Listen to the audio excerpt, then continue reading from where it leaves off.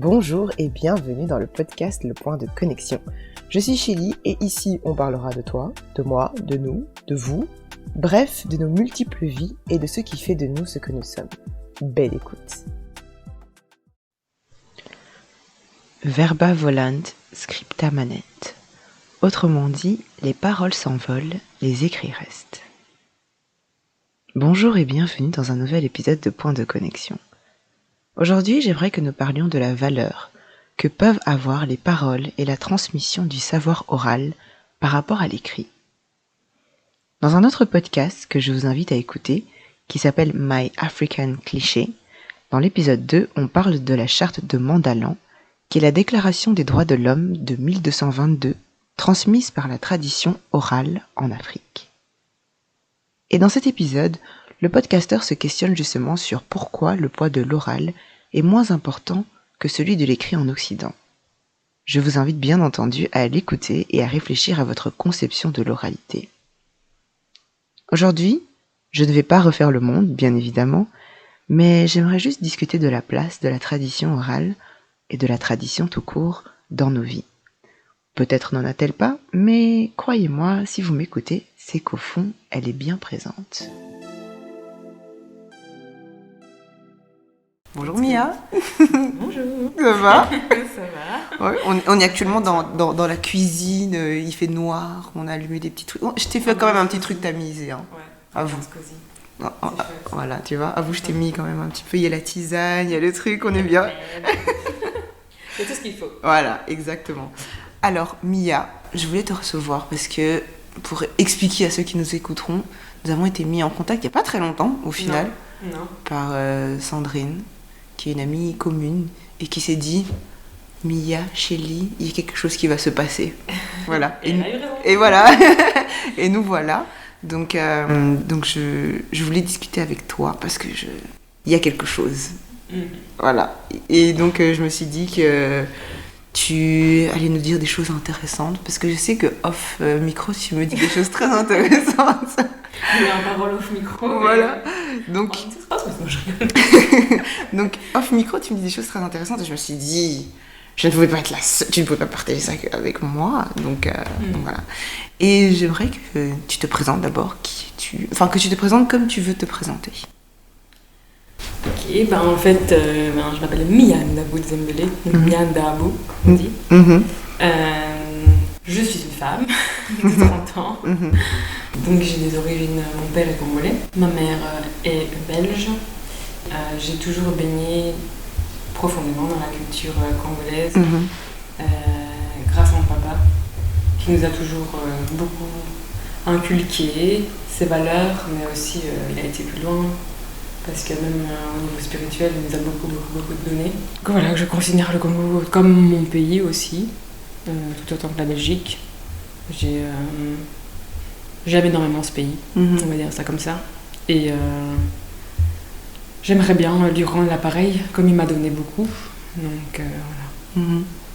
Et tu dis qu'il vous a toujours éduqué de la façon dont il vous a éduqué. Est-ce que quand tu étais petite, tu avais cette conscience-là où c'est venu avec le temps et avec la façon dont tu voyais le monde, etc. C'est venu avec le temps ou bien ça a toujours été clair? Non, ça a toujours été clair, mais c'est vrai que quand on est petit, on ne se rend pas compte forcément dans quel milieu on baigne, quoi. Tout est beau, tout est joli. C'est comme si on était sous LSD H24. Donc, entre guillemets, non, je n'ai vraiment pris conscience plus tard, à l'adolescence, que même après l'adolescence, du cheminement que je voulais faire pour encore plus m'enraciner, quoi. Mais c'est vrai que je me suis rendu compte aussi à cette époque-là du bagage que j'avais par rapport aux autres qui, eux, n'avaient pas ça, alors qu'ils avaient aussi baigné dans des familles congolaises, africaines, et ils n'avaient pas tout ça avec eux, alors que moi je l'avais. Donc ça je l'ai découvert après, plus tard. Mais comme tout afro-descendant, entre guillemets, il va toujours faire le chemin, toujours réfléchir à qui on est, se poser beaucoup de questions, plus que d'autres, à mon avis, d'autres cultures et d'autres personnes d'autres civilisations. Et comment tu te poses ces questions? C'est vrai que t'as ton père qui te permet d'avoir les réponses. Est-ce que de toi-même, tu te poses des questions à travers des lectures, à travers des... Enfin, comment est-ce que tu... Alors, la première question qui m'a beaucoup chamboulée, on va dire, c'était à l'adolescence, qu'est-ce que ça voulait dire le mot métis? Très complexe, donc t'es blanche ou t'es noire? Et puis, j'en étais vraiment mal, et un jour, papa m'a assise, il m'a dit écoute, je vais t'expliquer l'histoire du métissage. Et rien que ça a remis entre guillemets l'église du village. Donc là-dessus, je suis partie et je me suis même renseignée beaucoup. Et puis j'ai compris que en fait, je suis les deux. J'ai 100% l'un, 100% l'autre. C'est tout. J'ai pas besoin de choisir. Mais donc c'est vraiment venu de là qu'après il y a eu cette recherche où je me suis beaucoup renseignée de par moi-même, mais c'est vrai que, comme je dis, j'avais beaucoup appris déjà de papa, donc ça a continué comme ça. C'est surtout lui qui m'a inculqué plus que les livres, même si les livres d'office ont rebondi un jour quand même dessus. Ouais, et en parlant de livres, Madame, tu aimes écrire? En apprenant à te connaître, j'ai bien compris que l'écriture avait une place importante, la lecture et l'écriture avaient une place importante pour toi. Ouais. Quelle place elle a aujourd'hui? Alors, je me suis un peu reconnectée à l'écriture, parce que j'avais perdu. Bon, avec la vie, quoi, c'est jamais le temps. Mais ici, je me suis replongée dedans. J'aimerais faire plus, bien sûr, et donc mon objectif, c'est de faire plus, c'est d'écrire plus. Mais ça prendra le temps que ça prendra. Donc voilà. Et j'essaie de consacrer... je vais essayer de m'organiser pour consacrer un peu plus de temps à ça, mais sans pression. Et qu'est-ce que tu aimes dans l'écriture? Ce côté où tu es toi-même, tu t'exprimes toi en tant que toi, pas besoin de mettre un masque. Et puis il y a ce côté de toutes tes émotions, tu sais les faire passer. Donc que ce soit tes frustrations, ton mal-être, mais aussi tes moments heureux, joyeux, tes moments où tu ressens vraiment des regards d'amour en toi. Ouais, non, c'est ça. Donc, ouais, je pense que c'est vraiment la liberté totale. Et ça t'a toujours... Enfin, tu sais, des fois, tu découvres des trucs et tu te dis, mais quand t'étais adolescent, ou bien, tu sais, t'aimes des trucs quand t'es petit, puis tu les aimes plus quand tu grandis. Est-ce que l'écriture a toujours fait partie de ta vie depuis que t'es petite? Est-ce que c'est quelque chose que t'as toujours aimé? Ou bien ça a évolué, ou c'est apparu avec un événement particulier et tu t'es dit, l'écriture, c'est mon truc, quoi? Ouais, non, en fait, ça a évolué comme... C'est surtout à mon adolescence que j'écrivais des poèmes, des petites histoires. Mais ensuite, après, il y a eu les études, donc c'est devenu un peu plus compliqué, des excuses aussi. Et on va dire que j'ai laissé partir un peu cette partie de moi. Et ce n'est qu'il y a quelques années ici que j'ai un peu repris. Mais je suis pas autant régulière qu'avant, mais je sais que c'est vers là que j'aimerais bien vraiment faire quelque chose, quoi. Donc voilà, je me laisse le temps, je sais que c'est là, je sais qu'il y a l'envie, la volonté, et puis cette plume qui n'est pas si mal que ça, je pense. Oui, voilà, moi j'aime bien lire, franchement j'ai beaucoup de respect pour les personnes qui arrivent à mettre des mots concrets sur les émotions, tu vois, et se dire à peine je ressens ça et je sais l'écrire et je sais comment l'écrire ou la façon dont je vais l'écrire va refléter ma personnalité, parce que les mots, ce sont des mots, tu vois, on les utilise tous, mais la façon dont tu les utilises, c'est quand même propre à toi aussi, quoi. Ouais. Et je trouve que c'est important. Et justement, je me posais la question, vu que c'est propre à toi et vu que tu as une connaissance de ta tradition, de la façon dont tu vois le monde, comment est-ce qu'il y a un lien? Est-ce que tu utilises cette écriture pour transposer ta façon de voir le monde et ta façon de penser? Oui, complètement. Dans les poèmes que j'écris, ça se ressent fort. Après, j'avoue que j'ai beaucoup de poèmes abstraits. Donc c'est fort moi avec moi-même, quoi. Ouais. Mais ici, j'aimerais vraiment aller vers quelque chose de plus... Oui, dans ce sens-là, où je peux connecter les deux. Où je peux m'exprimer en utilisant ce que j'ai reçu. C'est ce que je souhaite. Ouais. Et tu vois, quand on en parlait off record, c'est que t'as quand même ce truc chez, et je mets les Africains, je mets de manière globale et générale, que la tradition orale, la passation d'informations est très orale, moins écrite. L'écrite, c'est, on va te dire, ouais, en Occident, on a toujours écrit, il y a toujours eu cette écriture. Bon, moi personnellement, je pense que les Africains ont écrit à leur façon, voilà.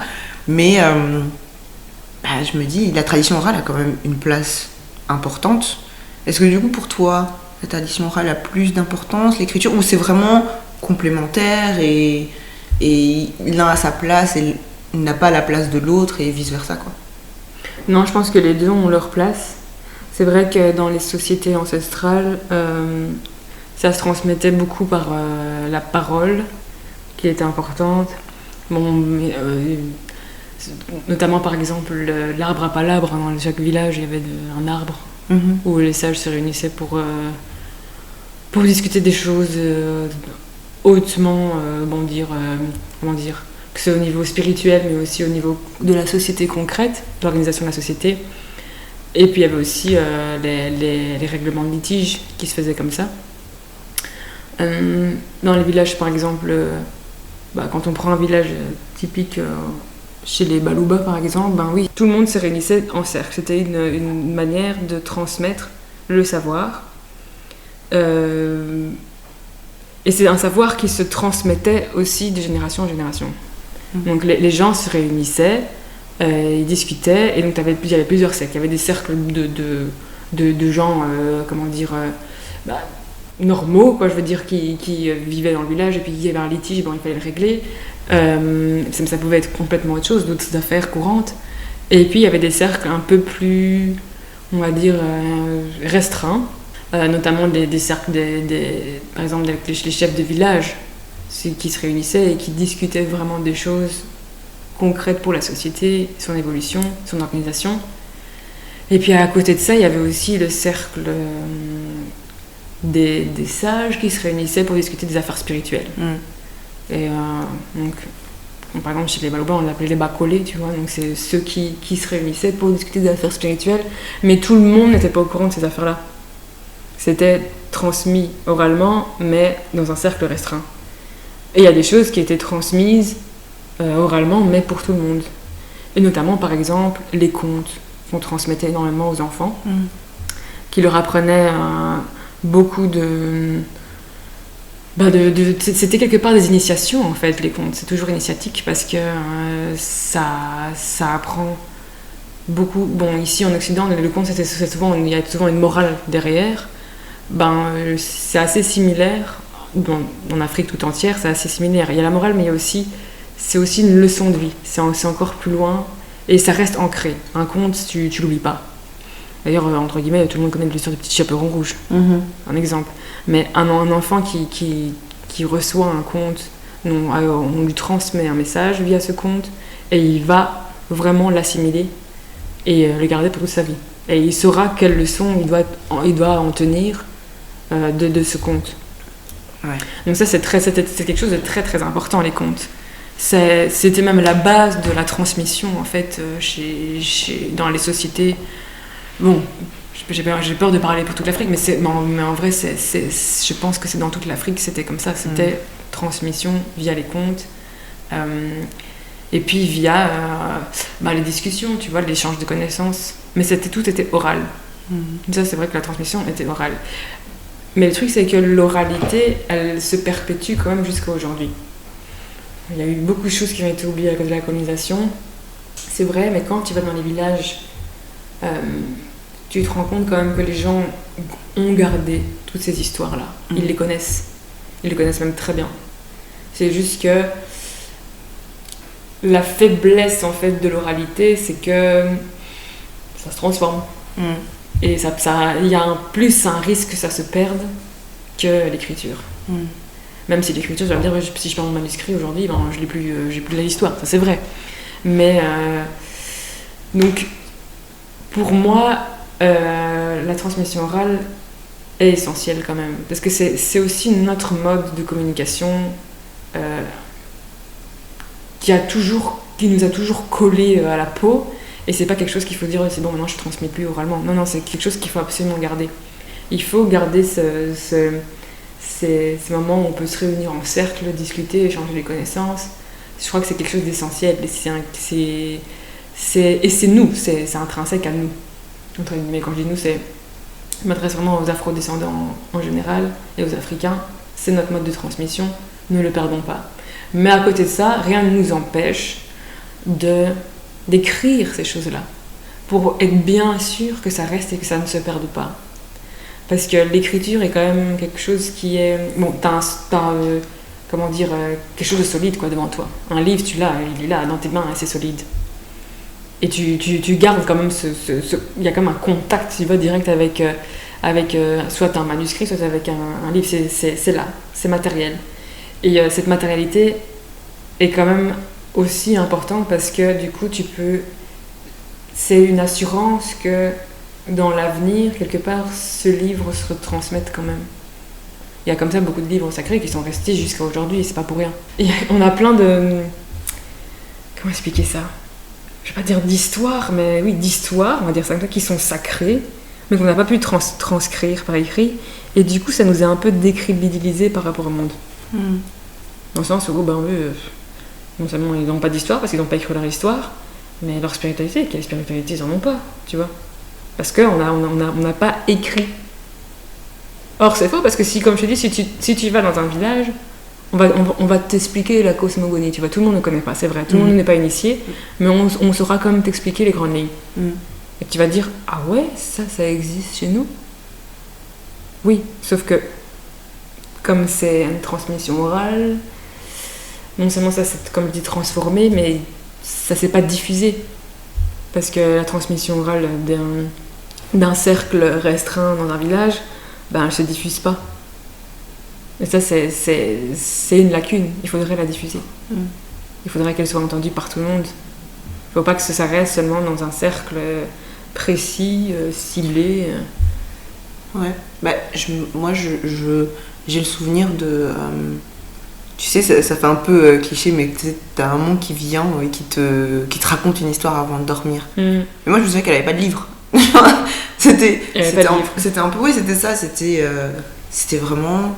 Elle vient et puis elle te raconte une histoire. Et tu sais même pas, tu te poses pas de questions parce que en tant qu'enfant, moi je me disais, elle me raconte une histoire, elle la connaît, je sais pas, elle l'a écrit. Tu te poses même pas la question de où elle connaissait l'histoire.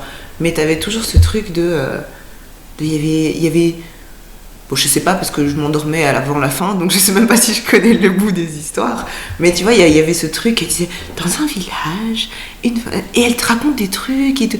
Je sais même pas, c'est vrai que maintenant que j'y pense, maintenant qu'on en parle, je me pose la question, je devrais lui demander si même elle se souvient des histoires qu'elle nous racontait et où est-ce qu'elle les trouvait, parce que c'est vrai que en fait la tradition, l'oralité fait quand même partie en fait intégrante. Et quand tu regardes les trucs, les histoires genre je sais pas moi, Scheherazade ou des trucs, tu vois, il y a plein d'histoires comme ça, et t'as toujours aussi des... Je sais pas si on peut considérer ça comme des histoires, mais des légendes, tu vois. Ouais. Parce que je me dis, les légendes aussi, elles sont basées au fait sur quelque chose. Tu vois, les légendes ne sont pas juste pouf comme ça, elles viennent de quelque part. Elles viennent soit d'histoire, soit de vécu, et elles se transmettent comme ça. Et aujourd'hui, on les appelle légendes parce que les gens n'y croient pas nécessairement et se disent, c'est une légende urbaine, tu vois. Ouais. Moi, je sais qu'il y a des trucs que, par exemple, ma grand-mère... Elle disait, oui, il faut pas siffler quand il fait noir. Tu vois, il faut pas siffler dans le noir. Ouais. Et moi, j'étais là, ok. Et je me rappelle que, je sais plus, je crois que j'étais avec Milan, et je fais, oh, je ne faut pas siffler dans le noir, t'es malade ou quoi? Et il me fait, pourquoi? Je fais, non, on siffle pas dans le noir, tu vas appeler des esprits, je sais pas où. Et tu vois, ça reste en toi, parce que oralement, on te l'a dit, et tu le retiens et tu vas te dire ah oui, faut pas faire ça ou faut faire ça parce que il y a ça. Et après moi je suis très oral, écrit, on est là autour d'un micro j'ai envie de dire, mais comme tu dis, je pense qu'il y a une place à trouver pour chaque... Oui, pour les deux, je pense que c'est essentiel que les deux soient là. Mais, entre guillemets, l'oralité a toujours très bien marché dans les pays africains. En général, la transmission orale a toujours très bien fonctionné. C'est juste que maintenant, dans le monde dans lequel on est, face à des civilisations qui ont l'écriture, et qui peuvent te dire « Ah, moi j'ai un écrit, ce que tu dis là, c'est faux, tu vois ?» Ça nous... Quelque part, face à eux, ça nous affaiblit de ne pas avoir d'écrit. Parce que malheureusement, on est dans un monde globalisé où il y a toujours ces confrontations-là. Et d'ailleurs, on l'a bien vécu. Hein. La colonisation, c'était ça aussi. C'était, comme on ne maîtrisait pas les écrits, ils nous ont tout pris. C'est un peu ça qui s'est passé. Et je pense que maintenant, il est vraiment temps de transcrire toutes ces connaissances-là par écrit pour pouvoir non seulement être crédible vis-à-vis des autres civilisations. Et de soi aussi. Et de soi aussi, bien sûr. Parce qu'il y a quand même beaucoup d'avantages à avoir des histoires écrites. Même si c'est vrai que la transmission, comme elle est, comme tu dis, partie intégrante de nous, pour nous, ça fonctionne. Ça fonctionnera toujours. Mais voilà, mais le problème, c'est la diffusion. La diffusion et la crédibilité face aux autres. Et je pense aussi à un truc qui peut être ancré ou qui peut être questionné, c'est de se dire, comme il n'y a pas d'écrit, il n'y a pas d'histoire. Tu vois ? Mais oui, mais c'est parce que les autres civilisations, par exemple, ça c'est un truc de fou, c'est Sarkozy qui avait dit ça en plus, il n'y a pas d'histoire. Mais parce que les autres civilisations se basent, surtout la civilisation occidentale, c'est la civilisation de l'écrit par excellence. Donc quand tu n'as pas d'écrit, il n'y a rien à dire, il n'y a pas d'histoire. Et les archéologues, quand tu vois les archéologues occidentaux, tu vois vraiment comment est-ce ils avancent dans leur recherche. Ils cherchent des écrits. C'est surtout ça qu'ils cherchent. Oui, ils vont te sortir, ils vont dater ça, ou c'est tel objet, ou tel autre objet, telle petite pierre, tel outil au carbone 14. On va pouvoir dater et tout ça, et là il y aura une preuve. Mais ils vont quand même faire un papier là-dessus, tu vois. Ils vont quand même l'écrire quelque part. Et en plus de ça, dès que ils trouvent un système d'écriture dans une civilisation ancienne, tout de suite, hop, pour eux c'est la preuve par excellence, l'écrit. Après, ils ont été confrontés à une civilisation comme la nôtre, qui tout était transmission orale. C'était facile pour eux après de venir y a rien. Y a rien. y a rien. C'est bon, on peut facilement effacer votre histoire en fait. Vous n'êtes rien parce qu'en fait, tout s'est transmis par écrit. D'ailleurs, tel cercle a cette connaissance-là, un autre a cette telle connaissance. Alors voilà, c'est bon. Hop, on efface tout. On passe. Et c'est ce qu'ils ont fait. Et ils l'ont bien fait. Parce qu'on en est à tel point que beaucoup d'entre nous ne savent plus qui on est. C'est sûr. Quelles racines on a. Qui étaient nos ancêtres. Ouais. Et je pense que c'est à travailler. Même pas, tu vois, généralement on dit oui, mais c'est à méditer. C'est même, on va passer l'étape de la méditation. C'est bon, là c'est méditer maintenant. C'est bon, maintenant on fait quoi ? La méditation, tu vois. C'est même pas une méditation, c'est une introspection, je pense que c'est le mot, tu vois. C'est vraiment voir au plus profond de toi, voilà, il y a quoi ? Il y a quoi, ouais. Et je pense qu'on est dans une ère où justement il y a cette recherche et on le voit même pas nécessairement que à travers les réseaux sociaux mais à travers plein de choses, tu vois, les plein d'afro-descendants et je pense que ça passe chacun à